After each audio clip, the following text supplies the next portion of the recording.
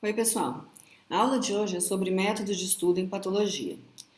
Vamos fazer um apanhado das principais ferramentas utilizadas no estudo da patologia. Então, nós vamos dividir nossa aula em estudo morfológico, imunistoquímica, cultura de células e técnicas em biologia molecular.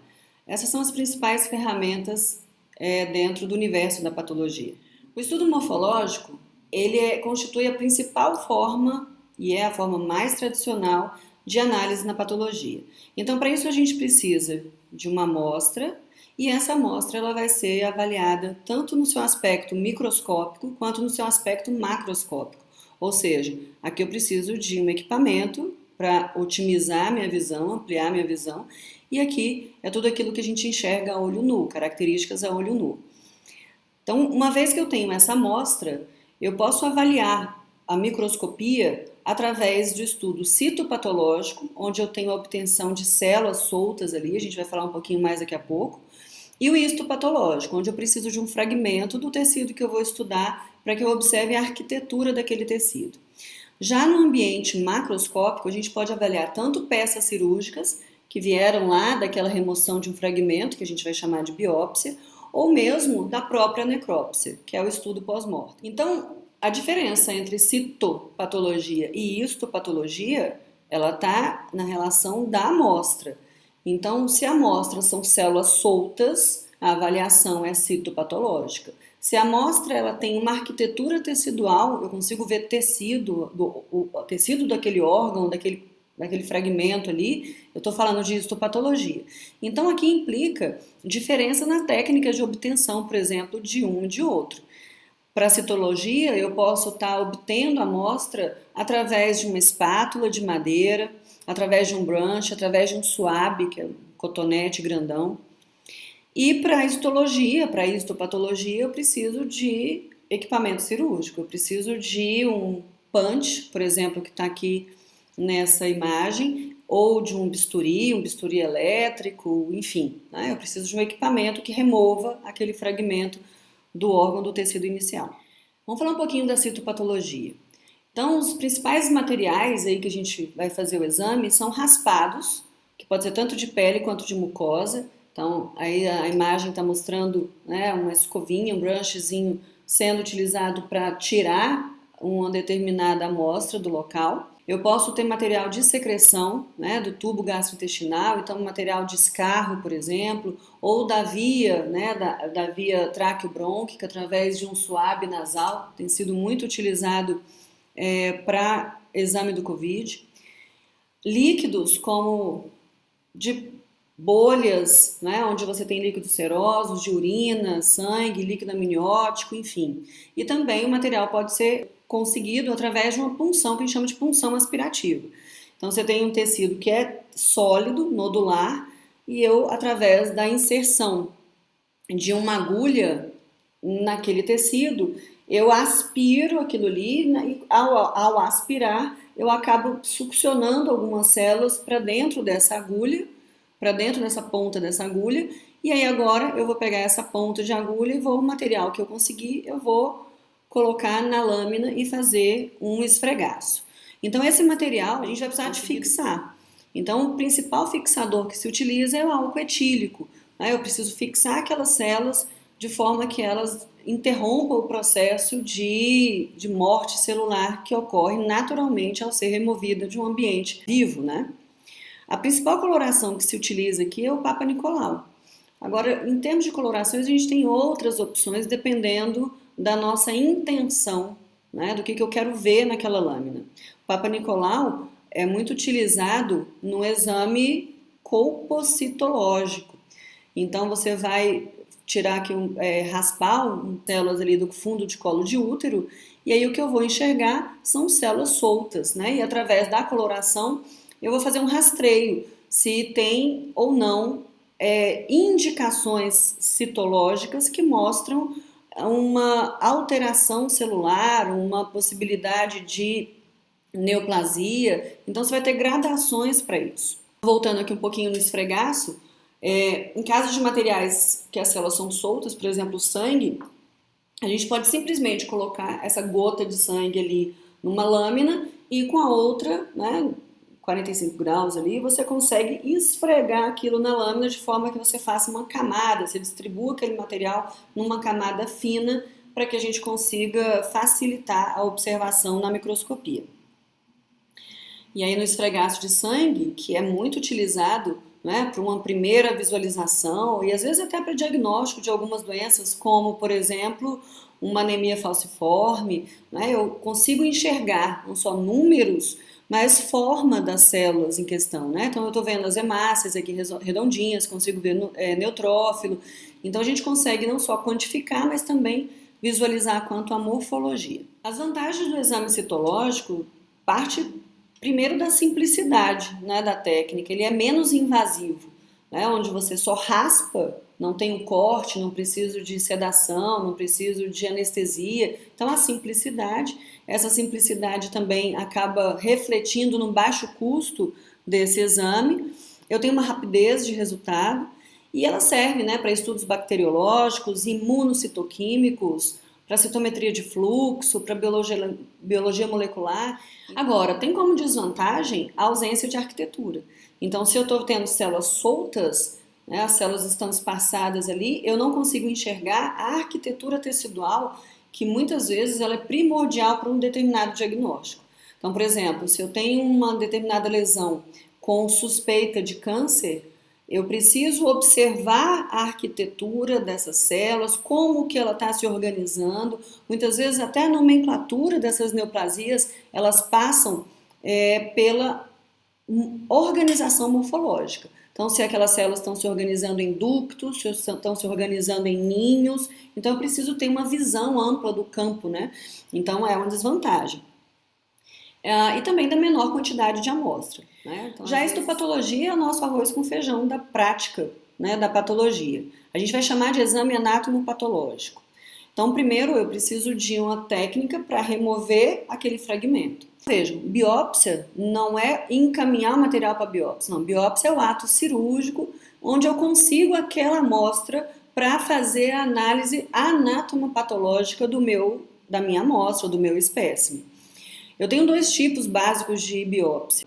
Se eu removo parcialmente a lesão, só um fragmento daquilo, a gente vai chamar de biópsia incisional. Incisional. Se eu removo a lesão como um todo, então eu vou chamar de biópsia excisional ou ablativa. Vejam que tem indicações para as duas, não é uma ou outra, não. Existem indicações específicas para cada tipo de hipótese diagnóstica, tá? Outros tipos de biópsias também podem acontecer, como por exemplo por curetagem, biópsias endoscópicas, aquela por agulha que a gente chama de punção aspirativa por agulha fina, né? Por trepanação, então se eu tenho um tecido ósseo, eu trepano para conseguir material lá dentro. As guiadas, né, por outros instrumentos, como por um ultrassom, então, por exemplo, é muito utilizada uma punção biópsia guiada para exames de tireoide. Então você utiliza aqui, ó, você utiliza o transdutor, né, do ultrassom, e aí eu consigo, através da visualização disso, fazer a introdução da agulha no local correto, muito utilizado também para lesões de mama. Existem vários fixadores. O mais utilizado aqui no caso das histopatologias é o formaldeído, né? Formaldeído que precisa estar num volume maior do que o tamanho da biópsia que eu coloquei. Então, voltando aqui nessas imagens, a gente tem aqui um exemplo de uma biópsia excisional, né? Mostrando aqui o bisturi. Então, você tem uma biópsia que foi retirada ela como um todo. E aqui a gente vê uma biópsia com punch, né? Aquele instrumento que eu falei que ele tem um cortezinho na borda e que ele, ao fazer uma certa torção, você acaba pegando um fragmento circunscrito ali através da utilização de uma na endoscopia.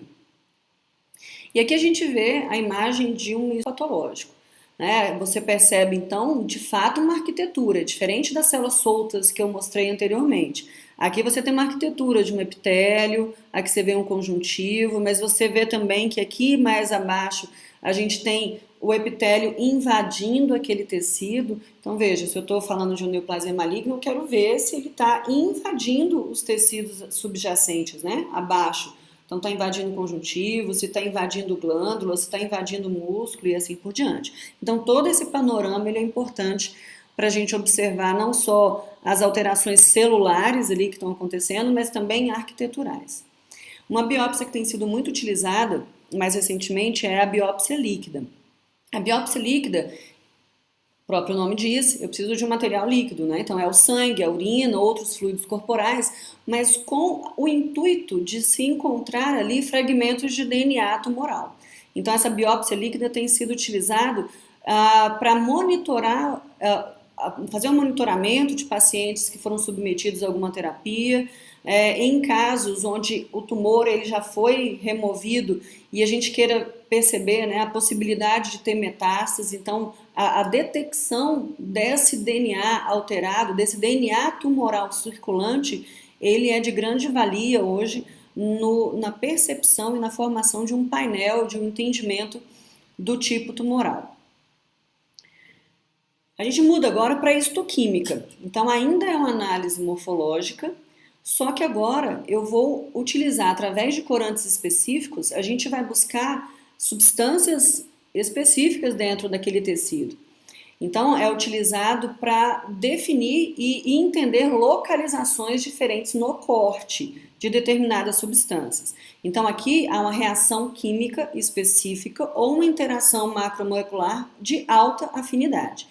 Por exemplo, digamos que tem uma biópsia feita de um fígado e naquela biópsia a gente cora em HE, que é a hematoxilina e eosina, que é o corante básico, né, na histologia, que tem as suas limitações. Então a hematoxilina e eosina, ela vai corar de roxo e de rosa através da sua pH, né?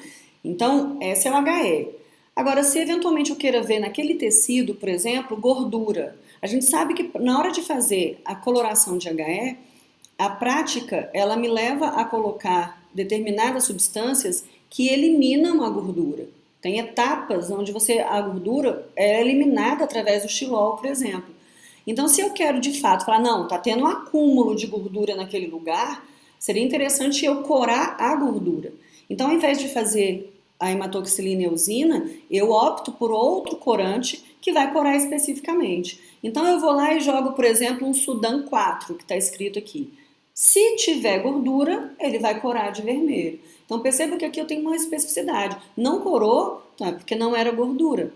Então a gente consegue, em alguns casos, por exemplo, das lesões degenerativas ou de acúmulo de substâncias, que a gente vai falar num próximo módulo, a gente consegue visualizar de forma mais adequada. Por exemplo, se tem glicogênio, então a gente utiliza o corante chamado ácido periódico de Schiff.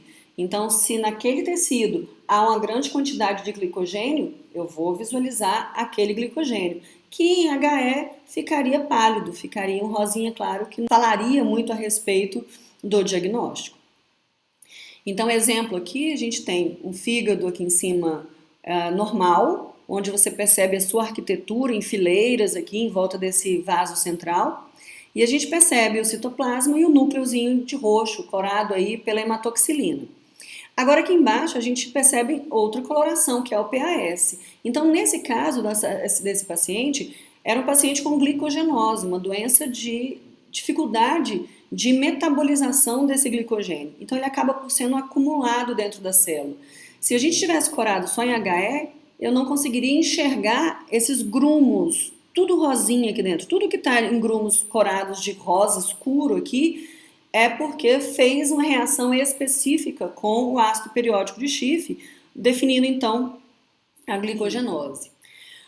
Voltando a falar do estudo morfológico, só que agora macroscópico, eu tenho a avaliação das peças cirúrgicas. As peças cirúrgicas, elas resultam de tratamento cirúrgico de diversas doenças, neoplásicas ou não. Então, eventualmente, precisou tirar uma vesícula biliar.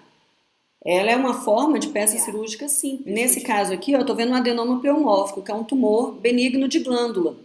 Então, aqui você vai perceber, você fala, olha, é uma lesão circunscrita, uma lesão bem delimitada, uma lesão onde a gente visualiza uma cápsula em volta. Isso tudo macroscopicamente falando. É uma lesão sólida, uma lesão de aspecto esbranquiçado, uma lesão... Então, você vai definir características macro, tamanho, volume, forma, como é que é a superfície, se é lisa, se não é. Então essa avaliação ela é a primeira descrição de um laudo patológico.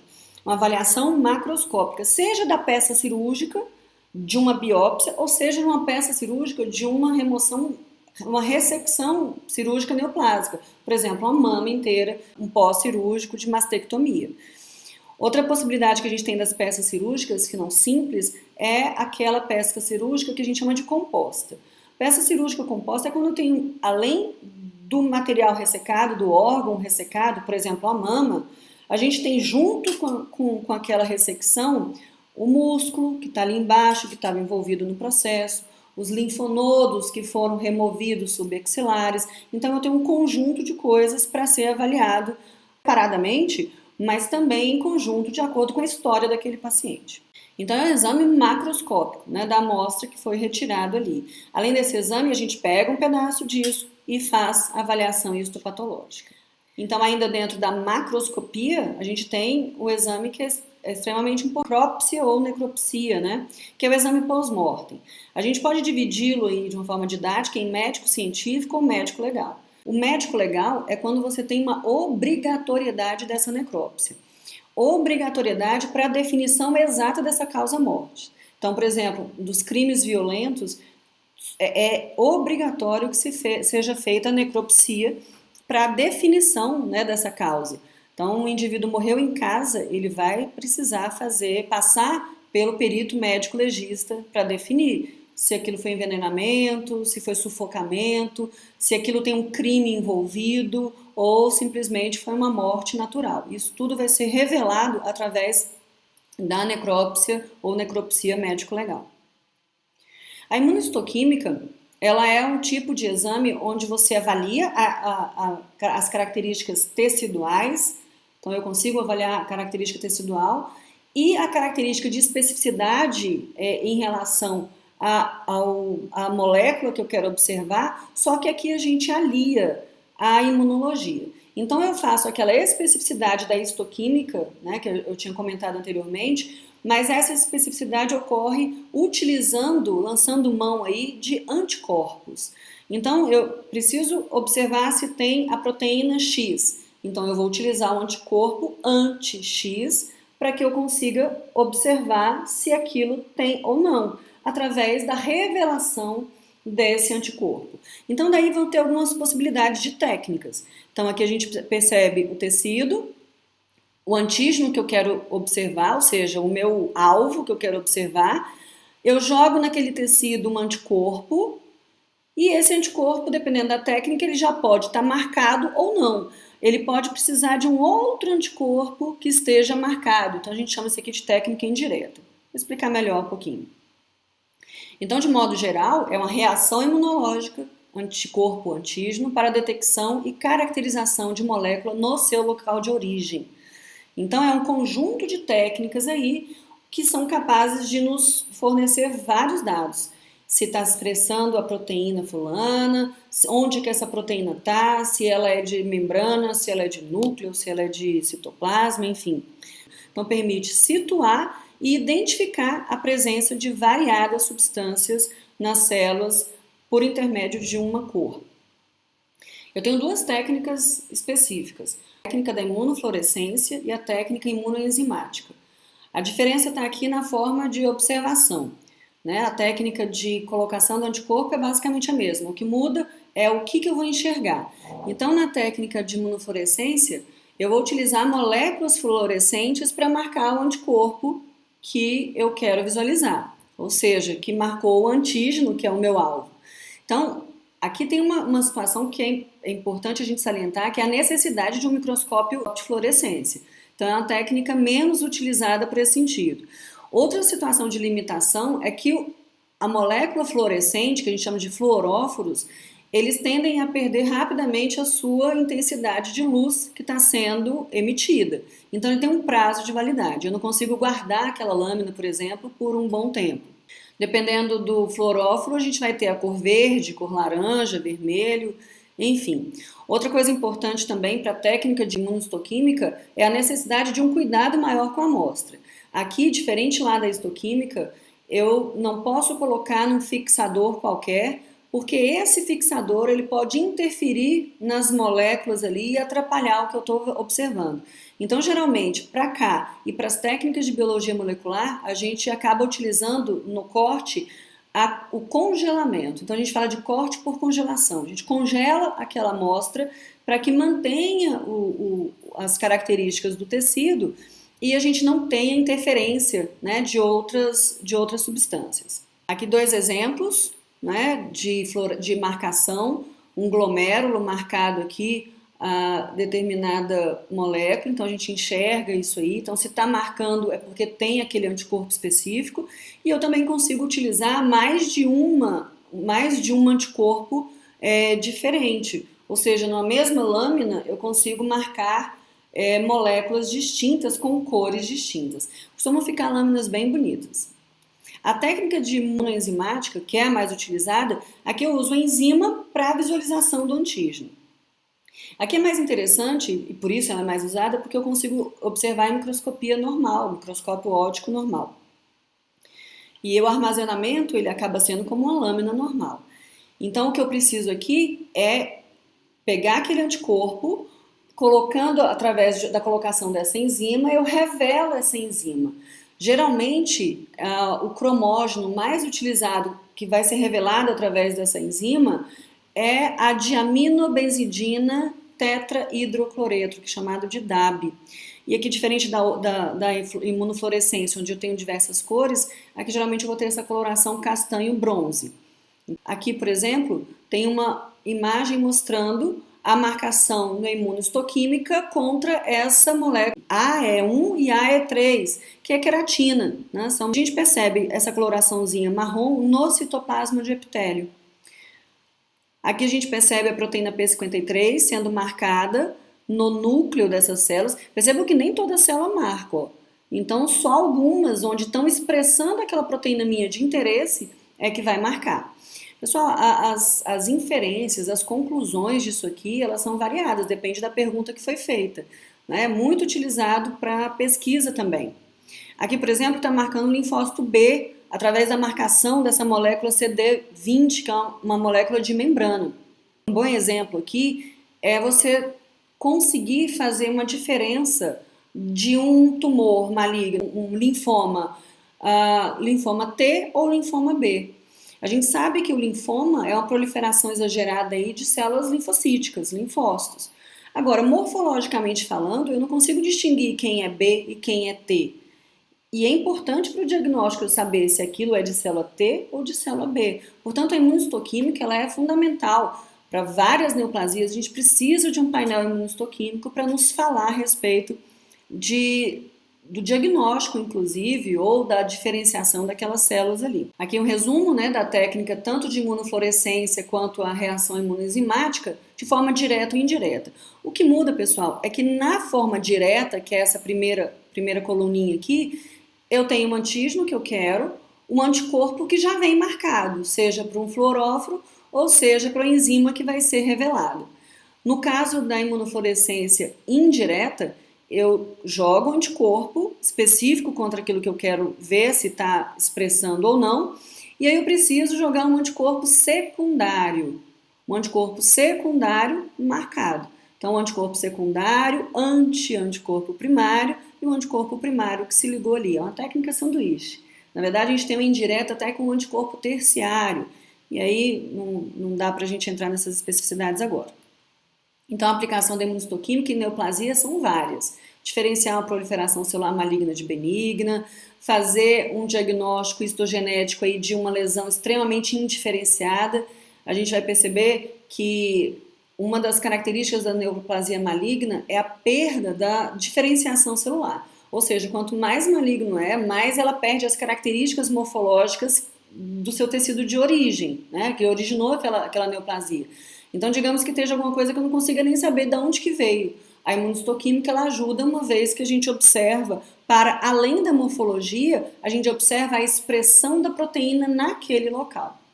Então, a gente pode subtipar a neoplasia, a gente pode caracterizar o produto de secreção, ver o que essa célula está secretando, caracterizar a origem dos carcinomas. identificar micrometástases no meio de um tecido, você vai lá e observa uma micrometástase dentro daquele tecido, avaliação prognóstica, orientação terapêutica. Então, nas neoplasias, a imunistoquímica ela é muito utilizada. E eu também posso utilizar a imunistoquímica para marcar antígenos externos, né? Então, como virais, bacterianos, fúngicos, protozoáricos, eumínticos, enfim. Então, percebam que eu tenho uma gama grande de aplicação da imunistoquímica. Outra técnica é também utilizar a cultura de células, a cultura celular. Muito utilizada para pesquisa, bem da verdade. Né? Ela consiste em você ter uma manutenção e multiplicação in vitro, ou seja, numa placa, uma condição experimental de células vivas. Então, aqui eu preciso ter um conhecimento amplo, uma técnica mais apurada para eu conseguir pegar uma determinada linhagem de célula, que a gente pode conhecer essa linhagem, ou simplesmente eu fazer uma cultura de uma célula nova. Então, a gente consegue perceber agora, através da cultura de células, a aplicação de medicamentos, a cultura, por exemplo, de micro-organismos, né? Eu consigo fazer um antibiograma, é um exemplo de cultura. Enfim, ela é bastante importante. Eu preciso de um microscópio específico, porque um microscópio invertido, para que eu consiga observar na placa, recipiente onde essa cultura está sendo feita. Desde uma linhagem pré-estabelecida, né, de um adenocarcinoma, por exemplo. Aqui a gente percebe aqui, ó, as células, e aqui a gente percebe o crescimento dessas células e várias características são aferidas aí nessa cultura. Aplicação para análise de metabolismo e comportamento celular, teste de agente modulador da regulação na síntese e no destino de produtos, avaliação do papel da informação genética nas atividades celulares, estudos microbiológicos. Então, são várias aplicações mesmo para a cultura celular. E para finalizar, vou falar um pouquinho de técnicas em biologia molecular. São técnicas importantíssimas, onde permite cada vez mais diagnósticos mais precoces e mais precisos.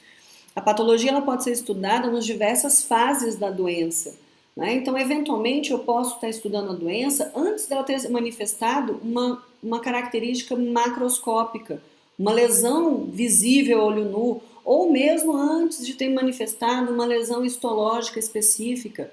Às vezes eu posso ter simplesmente uma modificação molecular que, com o passar do tempo, ela vai desenvolver as alterações ultramicroscópicas, microscópicas e macroscópicas. Então a gente acaba antecipando, né, em vários diagnósticos. Então ela é bastante utilizada tanto na prática clínica quanto também na pesquisa.